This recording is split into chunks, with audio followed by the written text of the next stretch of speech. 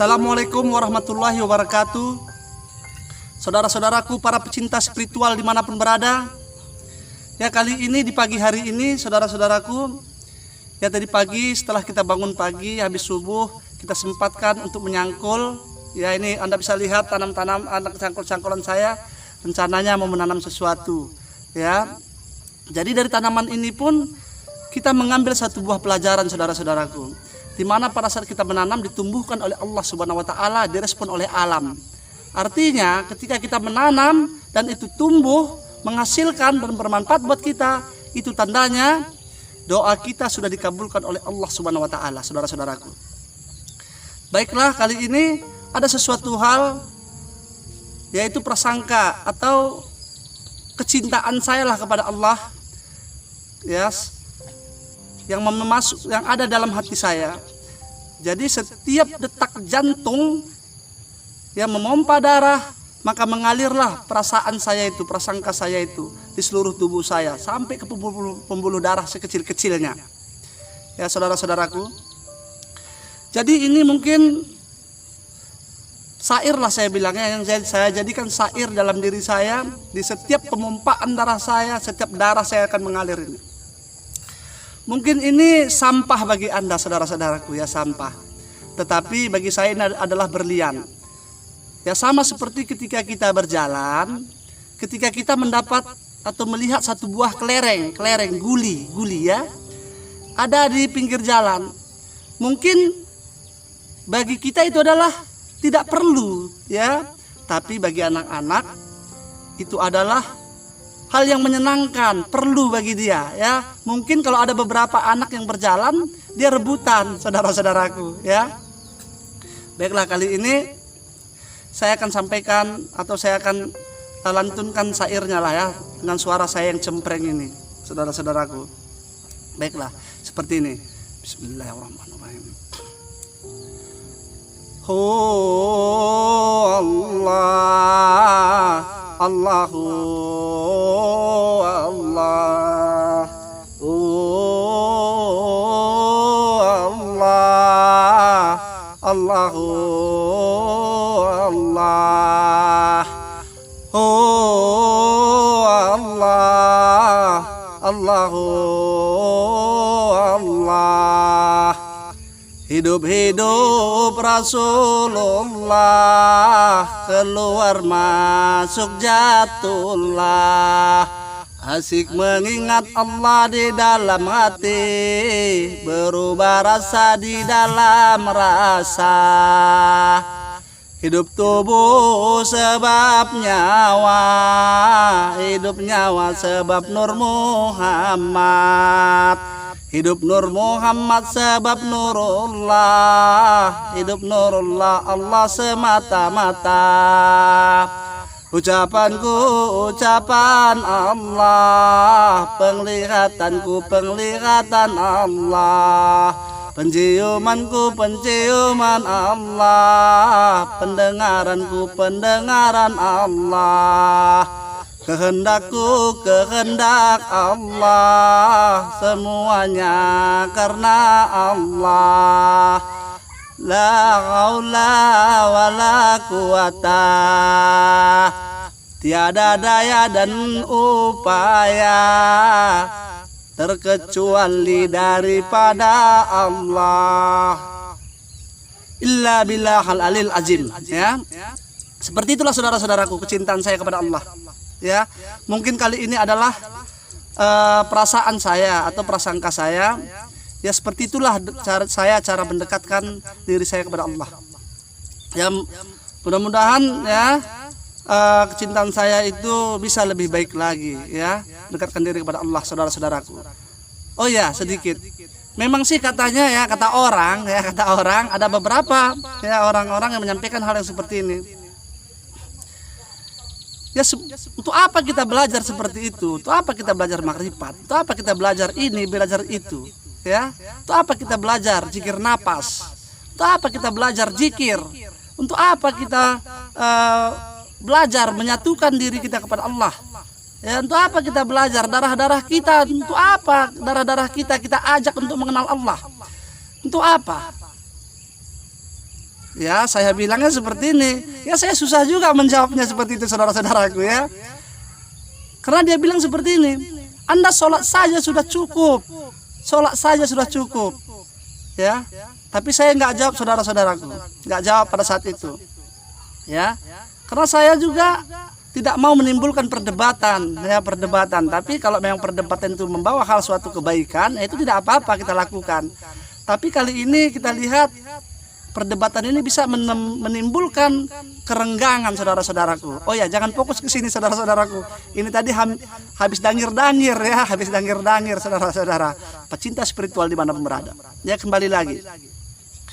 Jadi suatu saat pada saat santai-santai saya sampaikan seperti ini. Anda punya sepeda motor, punya kereta ya. Anda punya sepeda motor, punya. Mungkin merek apa? Honda lah atau dan segala sebagainya lah ya. Banyak merek-merek. Saya bilang, punya. Anda tahu bawanya? Tahu.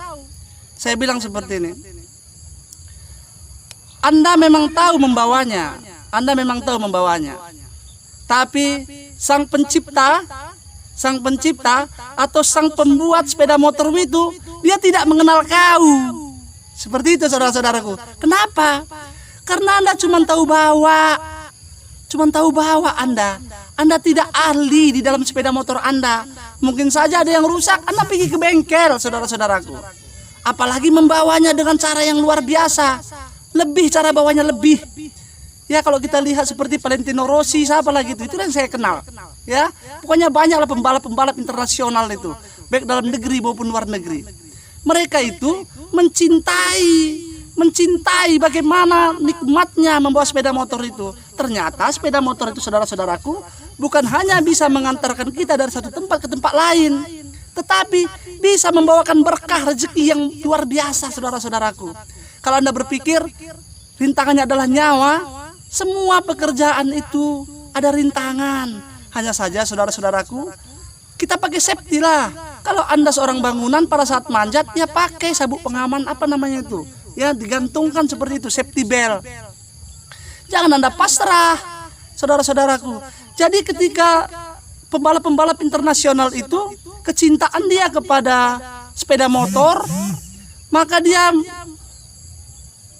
mengupgrade dirinya, menciptakan sesuatu sehingga dia bisa dikenal di seluruh dunia.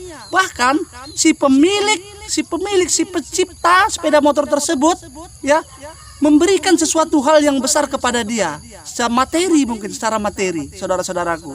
Ya, seperti itulah kita kepada Allah. Kita bukan hanya sholat, saudara-saudaraku, bukan hanya sholat, tetapi kecintaan kita itu kepada Allah. Biar dia mengenal kita, ciptakan sesuatu yang sangat luar biasa, saudara-saudaraku. Ya, biar kita tidak pernah mati, kekal selamanya, saudara-saudaraku. Ya, jangan sampai Anda mati. Ya, belajarlah biar Anda kekal selama-lamanya. Oke lah, mungkin ini menjadi pertanyaan bagi Anda.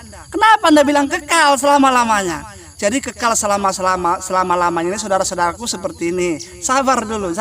Jangan di stop videonya ya. Jangan di stop, saudara-saudaraku. Kekal selamanya itu seperti ini. Anda tahu kita, yaitu yang kita cintai, yaitu Nabi Muhammad SAW. Dia tidak pernah mati. Kekal selama-lamanya. Makanya hari ini ya, melalui ajaran-ajaran dia, ya saya seperti ini.